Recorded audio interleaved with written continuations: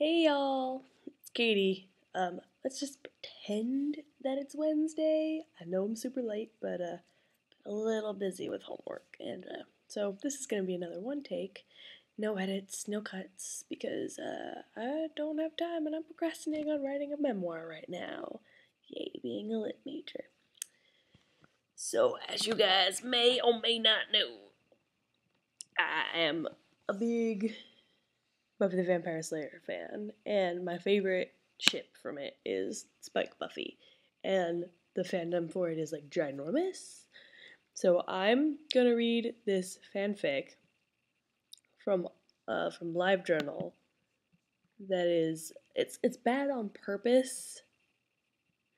Um, yeah, it's pretty tongue in cheek. If it's written as if all the characters of Buffy the Vampire Slayer were penguins. Yeah, Quips has already read this. I made her read it. But the rest of you, enjoy. So, our tale starts off with Spike. So Spike and Buffy have mated once before, but it's mating season again.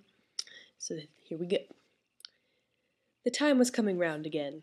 That time. The mating time. And Spike knew he should be finding another mate. Shouldn't be thinking about Buffy and the brats anymore. Only Pontus went with the same bird a second time. But he couldn't stop thinking about her.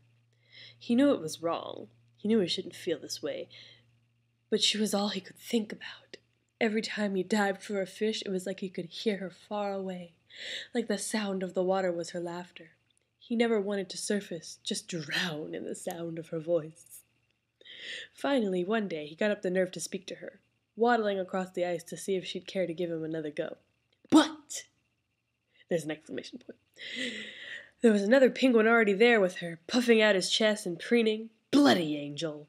Christ, he should have known. The git had been sniffing around her ever since the eggs had hatched. Cock! Spike cried, seeing red.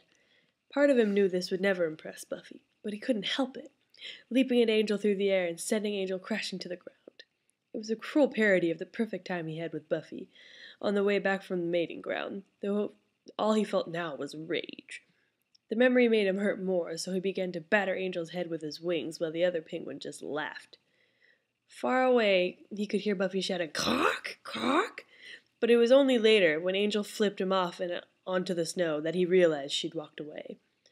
At that moment, as Angel's body came slamming to crush him, he didn't care.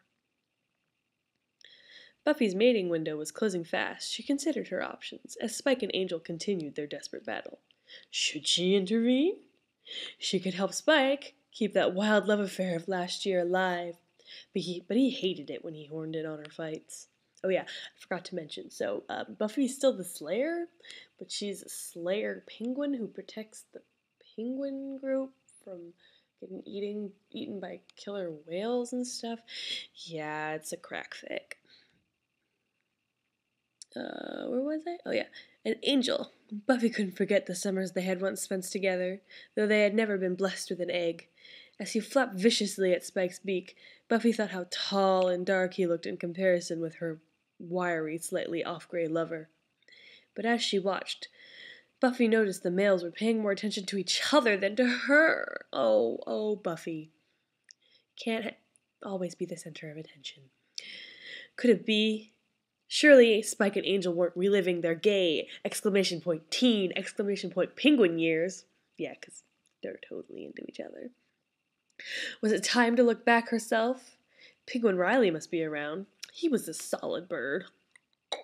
He'd exit the way males were supposed to. As Buffy waddled back to the colony, Spike watched her go. He knew their love wasn't strong enough to overcome the barriers between them, even though their sex was the hottest thing ever, with an H. Ever. Oh yeah, so Buffy goes back to Penguin Riley, but Penguin Riley is with Penguin Sam, and she gets rejected, and she's super embarrassed. So she's super upset, and Spike sees Buffy being upset, and so this is what happens. Not so very far away, Spike stood on the mating ground. Cock!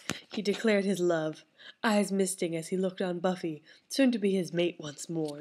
Indeed, the mist began to turn to tears, and he was thankful for the blistering wind and snow rushing all around them, that hopefully concealed his unmanly tracks of salt. But of course Buffy saw, and she loved him for them. "Cock!" she declared in return, stepping in close to his warm chest to begin what had last year felt so perfunctory, but now meant everything in italics. Their necks touched close, and it was at that moment the spell hit. Oh, yeah, I forgot to mention, so, Penguin Angel went to his evil fortress of snow and ice and started praying to a penguin god to freeze Buffy and Spike into blocks of ice. Yeah, good times. Evil Angel. Yeah. What else is new? Where is it? Oh. It came from the sky like a bolt of white lightning, knitting across their bodies and piercing their hearts with cold. And they were frozen, stopped solid. Around them the wind howled. It was done. Angel squashed back onto his haunches, shaking with the adrenaline of the spell. Around him the castle had never felt so cold, the ice floor and vaulted ceilings and shining above his head. It still felt like the right decision, even as the grimy feeling of dark magic settled around his heart. It had to be the right decision. It was for the best. For a long while he sat there, staring into the effigy of Ikalia, the ice goddess. She was a spindly penguin with a pointed face and icicle-sharp wings. She was a menace incarnate, the perfect god to bring about his necessary violence. She reminded him of Darla. Ducking his head into the feathers of the chest, Angel clenched his wings by his side, willing himself not to cry. He hadn't wanted it to turn out this way. He just wanted to be happy, if not perfectly so. More than that, he wanted everyone he loved to be happy. Buffy mainly, though he couldn't deny the part of his heart that flinched with every thought of Spike's sleek, gray feathers brittle with cold. Wasn't it best to encase them in ice? Wouldn't that stop the hurt? He had forgotten, of course, the one missing link in the chain of hurt. Himself. Oh, great penguin on high! What had he done? So I'm not going to read the rest of it, but suffice it to say, Buffy and Spike get turned into humans in this, like, imaginary world, and they start making out, and then they figure out a way to escape, and the power of true love saves the day. And Angel is forgiven, and yeah, it's hilarious.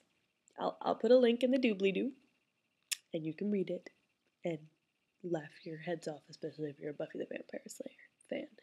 So I got a paper to go finish, and it's almost 1 o'clock in the morning, so we're gonna do this now. Night, guys!